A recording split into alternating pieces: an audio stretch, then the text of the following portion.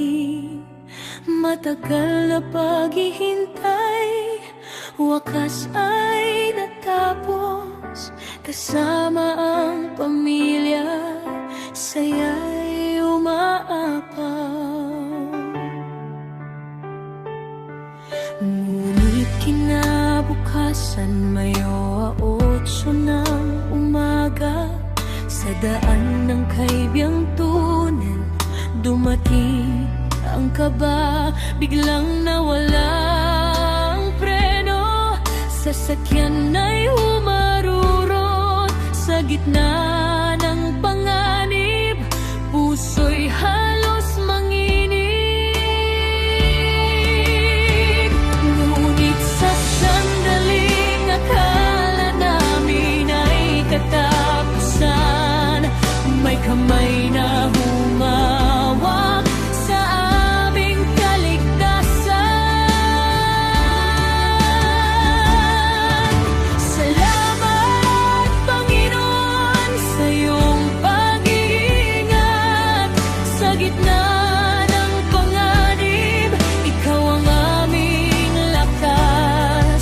Sa rescue ng ambulansya mula sa naik at sa barangay Chahirman ng Ternate,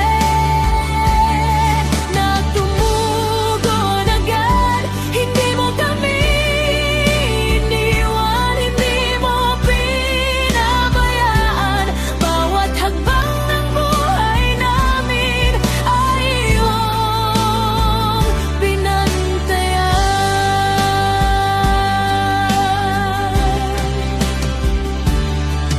Masakit man ang katawan, nanginginig ang damdamin, ngunit buhay na ligtas, iyon ang pinakamahalaga sa amin. Sa bawat araw ng bakasyon, iyong ipinakita na ang iyong biyaya ay sapat at hindi nawawala.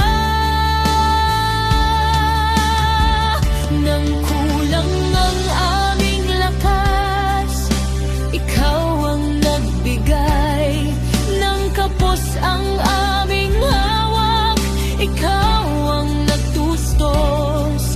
May pagkain sa mesa, may taong tumutulong, may bukas na pag-asa dahil ikaw ang kumikilos. Salamat, Panginoon, sa bawat probisyon, sa bawat pintuang binuksan, sa bawat pagpapala. Mula Mayo 7 hanggang sa aking pagbalik, nakita ko ang kabutihan mo sa bawat sandali.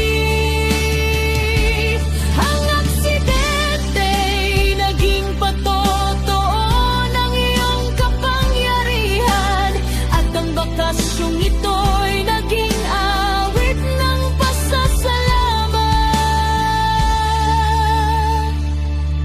Kung hindi dahil sa'yo, saan kami dadalhin?